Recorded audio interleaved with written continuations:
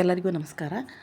ಬನ್ನಿ ಇವತ್ತೊಂದು ರವೆ ಮತ್ತು ಹೆಸರುಬೇಳೆ ಹಾಕಿ ಒಂದು ದೋಕ್ಲ ಮಾಡೋದನ್ನು ನೋಡೋಣ. ನಾನು ನಿಮ್ಮ ಮಮತಾಸ್ ಕಿಚನಿನ ಮಮತಾ ಮಾತಾಡ್ತಿರೋದು.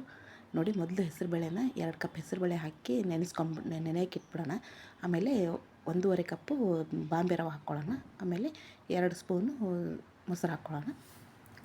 ಹಾಕಿ ಇದನ್ನಿಷ್ಟು ಮಿಕ್ಸ್ ಮಾಡಿ ಇಡಬೇಕು. ನೋಡಿ, ಇದೊಂಥರ ಎಣ್ಣೆ ಇಲ್ದಂಗೆ ಮಾಡ್ಬೋದು, ತುಂಬ ಚೆನ್ನಾಗಿರುತ್ತೆ. ಪದೇ ಪದೇ ಎಣ್ಣೆ ತಿಂದಿರ್ತೀವಿ, ಇದನ್ನು ಎಣ್ಣೆ ಇಲ್ದಂಗೆ ಮಾಡ್ಕೋಬಹುದು. ಈಗ ಹೆಸರುಬೇಳೆ ನೆಂದಿರೋಂಥ ಹೆಸರುಬೇಳೆನ ಮಿಕ್ಸಿ ಮಾಡ್ಕೊಂಬಿಡೋಣ. ಅದನ್ನ ನೋಡಿ, ಇದು ಫುಲ್ ನೈಸಾಗಿ ಮಾಡ್ಕೋಬೇಕು ಇದನ್ನು. ಆಮೇಲೆ ನೆನೆಸಿಟ್ಕೊಂಡಿರೋಂಥ ರವೆನೂ ಹಾಕ್ಕೊಂಡ್ಬಿಡ್ಬೇಕು. ಇದಕ್ಕೆ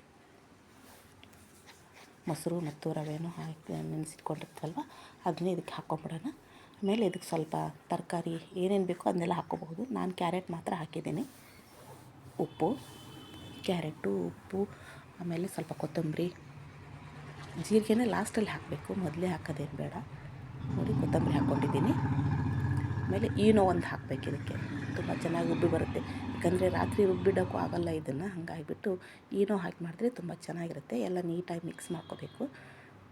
ನೋಡಿ, ಈ ಹದಕ್ಕಿರಬೇಕಿದು, ಇಡ್ಲಿ ಹಿಟ್ಟಿನ ಹದಕ್ಕೆ ಬರಬೇಕು. ಸ್ವಲ್ಪ ಹೆಸರುಬೇಳೆನ ನೆನೆಸಿದ್ದು ತೆಗೆದಿಟ್ಕೊಳ್ಳೋಣ. ಬಾಯಿಗೆ ಸಿಕ್ಕರೆ ಚೆನ್ನಾಗಿರುತ್ತೆ ಅದು ತಿನ್ನೋದಕ್ಕೆ.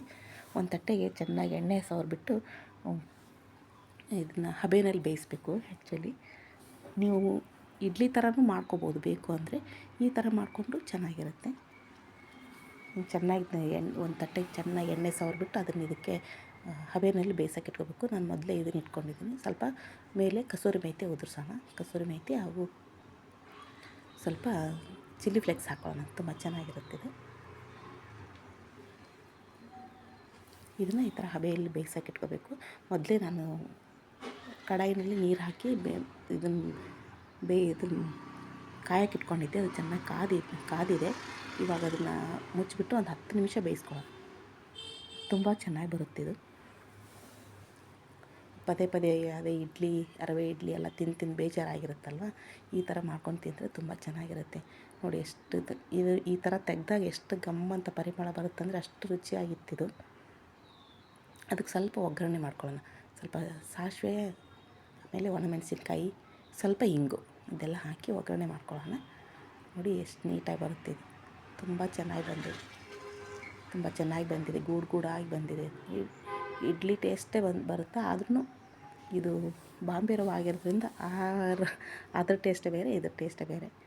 ಅದಕ್ಕೆ ಸ್ವಲ್ಪ ಚಟ್ನಿ ಮಾಡ್ಕೊಳ್ಳೋಣ. ಹಸಿಮೆಣಸಿನ್ಕಾಯಿ, ಹುರಿಗಡಲೆ, ಸ್ವಲ್ಪ ಕೊಬ್ಬರಿ,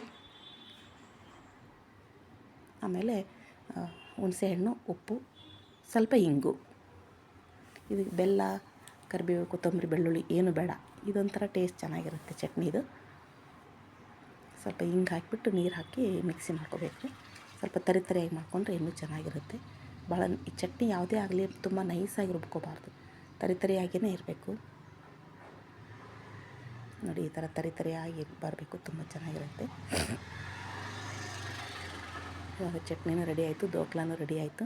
ಇದಕ್ಕೊಂದು ಒಗ್ಗರಣೆ ಮಾಡ್ಕೊಂಬಣ್ಣ. ಜೀರಿಗೆ, ಸಾಸಿವೆ, ಒಣಮೆಣಸಿನ್ಕಾಯಿ ಹಾಕಿ ಒಗ್ಗರಣೆ ಮಾಡ್ಕೊಂಡಿದ್ದೀನಿ. ಅದಕ್ಕೆ ಈ ಒಗ್ಗರಣೆಯಲ್ಲಿ ಸ್ವಲ್ಪ ಹಿಂಗೆ ಹಾಕ್ಕೊಂಡಿದ್ದೀನಿ. ನೋಡಿ, ಚಟ್ನಿ ರೆಡಿ ಇದೆ, ದೋಕ್ಲಾನೂ ರೆಡಿ ಇದೆ. ದೋಕ್ಲಾ ಚಟ್ನಿ ತುಂಬ ರುಚಿಯಾಗಿತ್ತು. ನಾನು ಫಸ್ಟ್ ಟೈಮ್ ಮಾಡಿದ್ದೆ, ಹೇಗಾಗುತ್ತೇನೋ ಅಂದ್ಕೊಂಡಿದ್ದೆ. ತುಂಬ ಚೆನ್ನಾಗಾಯಿತು. ನೋಡಿ, ಅದನ್ನು ಸ್ವಲ್ಪ ಅಲಂಕಾರ ಮಾಡ್ಕೊಂಬಿಡೋಣ. ಅದಕ್ಕೆ ಮೇಲೆ ಸ್ವಲ್ಪ ಕೊತ್ತಂಬರಿ ಉದುರಿಸ್ಕೊಳ್ಳೋಣ. ತುಂಬ ರುಚಿಯಾಗಿ ಬಂತು. ನೀವು ಮಾಡಿ ಕಮೆಂಟ್ ಮಾಡಿ ತಿಳಿಸಿ. ತುಂಬ ದಿನ ಆಯಿತು ಸರಿಯಾಗಿ ವಿಡಿಯೋ ಹಾಕೋಕ್ಕಾಗ್ತಾಯಿಲ್ಲ. ಮನಸ್ಸಿಗೆ ತುಂಬ ಬೇಜಾರಾಗಿರೋದ್ರಿಂದ ಅವಾಗವಾಗ ಹಾಕ್ತಾಯಿದ್ದೀನಿ. ಡೈಲಿ ಹಾಕೋಕ್ಕಾಗ್ತಾಯಿಲ್ಲ. ನೋಡಿ, ಚಟ್ನಿ ದೋಕ್ಲ ತುಂಬ ರುಚಿಯಾಗಿದೆ. ನೋಡಿದ್ದಕ್ಕೆ ಧನ್ಯವಾದಗಳು. ಕಮೆಂಟ್ ಮಾಡಿ, ಲೈಕ್ ಮಾಡಿ, ಶೇರ್ ಮಾಡಿ.